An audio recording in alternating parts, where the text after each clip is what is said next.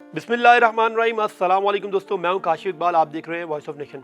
खलीलुर रहमान कमर साहब अपने बयानात की वजह से अक्सर खबरों में रहते हैं। बाज़ औक़ात वो इस तरह के बयानात देते हैं, इस तरह के मुतनाज़ा बयानात देते हैं कि वो अक्सर उन बयानात की वजह से तनकीद का निशाना भी बनते हैं। इस बार फिर उन्होंने एक बयान दिया, एक इंटरव्यू दिया, और इस इंटरव्यू में उनके कुछ हिस्सों को कहा जा रहा है कि वो बहुत ही मुतनाज़ा हैं, बहुत ही गलत हैं। काफ़ी लोग सोशल मीडिया पे उनके खिलाफ बात कर रहे हैं और कुछ लोग उनके हक में भी बात कर रहे हैं। तो दोस्तों, ये पहले तो ये देखते हैं कि उन्होंने कहा क्या है, ऐसा क्या बयानात है, ऐसे क्या बयान दिया है उन्होंने, ऐसे इंटरव्यू में क्या कह दिया है कि एक ख़ास तौर पर जो फेमिनिज्म को सपोर्ट करते हैं, वो ग्रुप जो औरत मार्च को सपोर्ट करते हैं और फेमिनिज्म को सपोर्ट कर रहे हैं, वो उनके खिलाफ जो है वो बढ़ चढ़कर उनके खिलाफ एक उनके बयानात से बढ़कर अब वो मुहिम सिलसिला चल पड़ा है। तो आइए पहले तो हम ये देखते हैं कि उन्होंने अपने इंटरव्यू में कहा क्या। मैं आपको बिल्कुल लफ्ज़ बलफ्ज़ उनकी ये बातें पढ़कर सुनाऊंगा, फिर उसके बाद हम बात करेंगे कि हकीकत है क्या।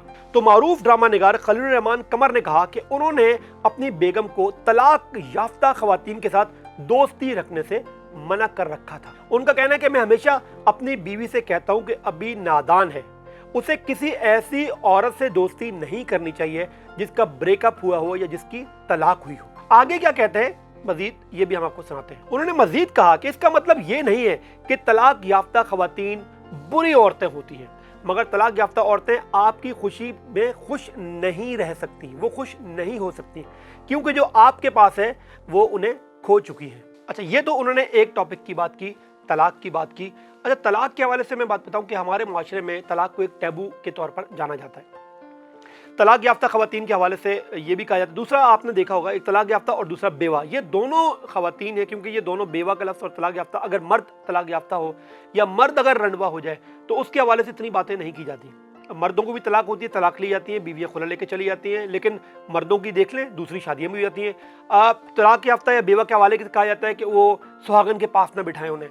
बेवा के हवाले से कहा जाता है कि खुदा न खास्ता वो सुहागन को ना बिठाएं, खुदा न खास्ता उसके साथ भी कोई हादसा हो सकता है। तो इस किस्म का ये एक टैबू है, ये तलाक याफ्ता और बेवा का लफ्ज़। हालांकि तलाक अस खुद कोई इतनी अजीब गरीब चीज़ नहीं है। होता ऐसा भी होता है कि कभी किसी खातून का मिस मैच हो गया हो, उस खवातीन के साथ उसका शौहर ने बुरा सलूक किया हो, उस खातून के साथ वो कोई तशद्दुद कर रहा हो, वहाँ के उसके ससुराल में उसकी सेटअप ना हुआ हो, या कोई और मामला हो, उसने तलाक ले ली या खुला ले ली, तो उसके बाद ये सोचा जाता है, ये कहा जाता है कि सारा कसूर औरत का है।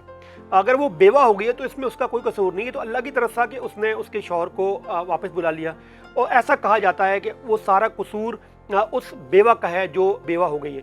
तो उसे अपनी तलाक याफ्ता और ख़ास तौर पे बेवा की बात कर रहा हूँ कि उन्हें जो है अपने पास उनको अपनी कहा जाता है कि उनको अपनी खुशियों में शरीक ना करो, एक मुआशरती टैबू बना दिया गया। अब देखिए, हुज़ूर पाक सल्लल्लाहु अलैहि वसल्लम ने शादियाँ की।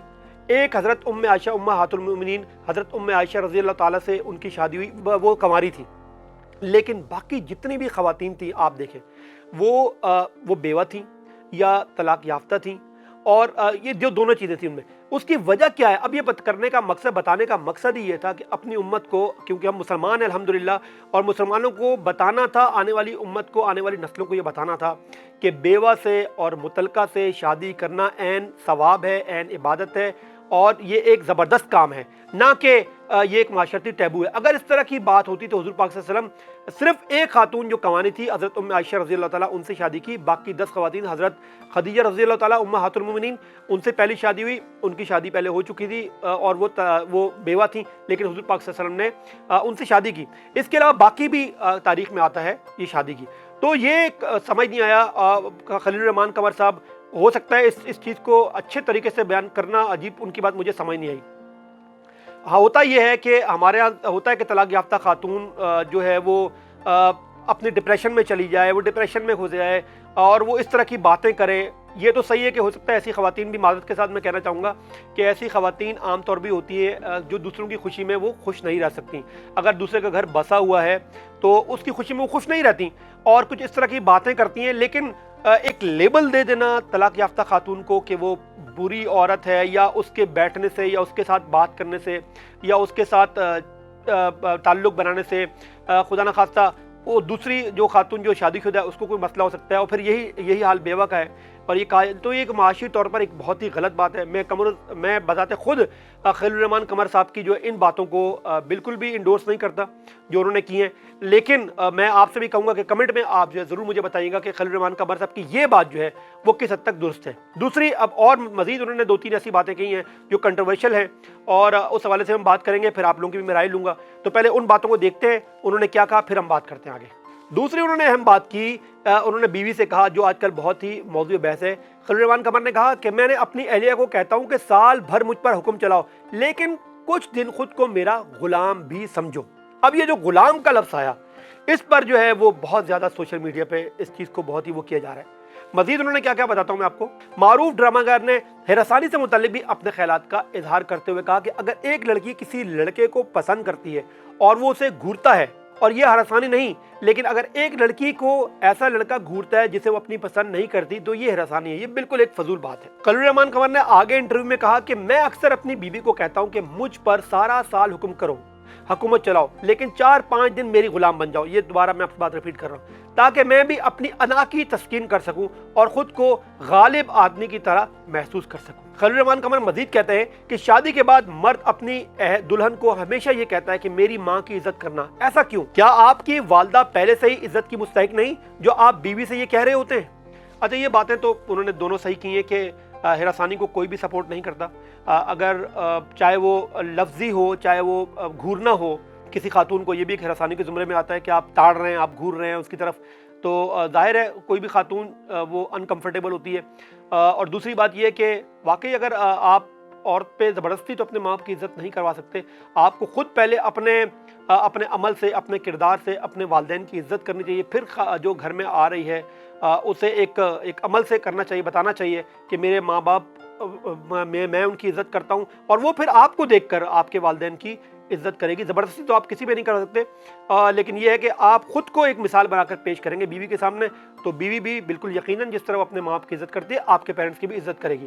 لیکن اصل جو ایشو ہے انہوں نے بات کی وہ غلام والی, جو میں نے پہلے دہرائی ہے, ہم اس حوالے سے بات کریں گے. ایک خوبصورت اور مقدس بندھن ہے جس میں پیار, محبت, انسیت کی جو مٹھاس ہے اس کی لذت کسی اور رشتے میں محسوس ہی نہیں کی جا سکتی. یہ حقیقت ہے کہ مرد و زن کے درمیان پنپنے والا یہ رشتہ نازک بھی ہوتا ہے اور ناپائیدار بھی ہوتا ہے, کیونکہ جتنا انسان خود کو مضبوط سمجھتا ہے وہ در حقیقت غیر یقینی صورتحال میں گھرا ہوتا ہے. تاہم یہ بھی دیکھنے میں آتا ہے کہ گھر بنانے میں بھی عورت کا کردار بہت اہم ہوتا ہے. عورت چاہے تو گھر کو پرسکون بنا سکتی ہے اور وہ چاہے تو جہنم کی مثل بھی وہ گھر کو بنا سکتی ہے. تو میاں بیوی کا رشتہ بتانے کا مقصد یہ ہے کہ ایک انہوں نے جو بات کی وہ اس بات سے میں بھی بالکل بھی سہمت نہیں, اور میں آپ سے امید کرتا ہوں کہ آپ لوگ بھی اس بات کو کمنٹس میں بتائیں گے کہ کیا اس بات میں کتنی زیادہ سچائی ہے. کیا یہ مرد کی انا کی تسکین ہے کہ بیوی جو ہے اس کی غلام بن کر ہے؟ یہ بات بالکل بھی سمجھنے کیسے ایک عورت, میاں بیوی کے بارے میں کہا جاتا ہے کہ وہ دونوں ایک گاڑی کے 2 پہیے ہیں, ان کے بغیر گاڑی ایک ٹائر اگر پنکچر ہو جاتا ہے تو وہ گاڑی بالکل بھی نہیں چل سکتی. گھر کی گاڑی, معاشرے کی گاڑی نہیں چل سکتی. گھر کا ماحول اگر اچھا رہے گا تو ہی جا کر جو ہے وہ معاشرے کی گاڑی بھی بہتر طور پہ چلے گی, اولاد کی پرورش بھی ٹھیک ہوگی, گھر کے معاملات بھی صحیح چلیں گے. آقا اور غلام والا کوئی بھی مجھے نہیں لگتا کہ اس میں کوئی رشتہ ہے. مرد کے اندر ایک حاکمیت کا ہوتا ہے, جذبہ ہوتا ہے, اور عورت کے اندر ایک نازک پن ہوتا ہے, عورت کے اندر نخرہ ہوتا ہے, عورت کے اندر ایک خوبصورتی ہوتی ہے, وہ ایک الگ ہے. لیکن حاکمیت عورت پہ نہیں جھاڑی جا سکتی. حاکمیت کے لیے اور بھی بہت سی جگہیں ہیں. خلیل الرحمان قمر صاحب کی بات کو میں یہاں پر بالکل بھی انڈورس نہیں کروں گا کہ انہوں نے جو کہا ہے کہ جی ان کے انا کی تسکین ہو, تو انا کی تسکین کے لیے بہت سے دوسرے میدان بھی ہیں. اپنی بیوی کو ہی تختہ مشق بنانے کی کوئی ضرورت نہیں ہے. یہ بات ان کی ٹھیک ہے, کچھ الفاظ کا چناؤ ان کو بالکل بھی کرنا چاہیے. اگر وہ کچھ اور کہنا چاہ رہے تھے, اپنے رشتوں کی پائیداری کو جہاں پر میاں بیوی کو ظاہر کرنا چاہ رہے تھے, لیکن ان کو الفاظ کا چناؤ کم از کم یہاں پر صحیح جو ہے وہ کرنا چاہیے تھا. تو میں امید کرتا ہوں آپ کمنٹس میں جو ہے اپنے خیالات کا اور آرا کا اظہار کریں گے. آج ہم یہیں آپ سے اجازت لیتے ہیں. وائس آف نیشن کی ویڈیوز دیکھنے کے لیے ہمارے چینل کو سبسکرائب کریں, لائک کریں اور شیئر کریں. نیکسٹ ویڈیو میں پھر کسی نئے موضوع اور کسی نئے ٹاپک کے ساتھ حاضر ہوں گے. کاشف اقبال کو اجازت دیجیے. اللہ حافظ. وائس آف نیشن کی ویڈیوز دیکھنے کے لیے ہمارا چینل سبسکرائب کیجیے اور بیل کے آئیکن پر کلک کیجیے تاکہ آپ ہماری تمام آنے والی ویڈیوز سے باخبر رہ سکیں.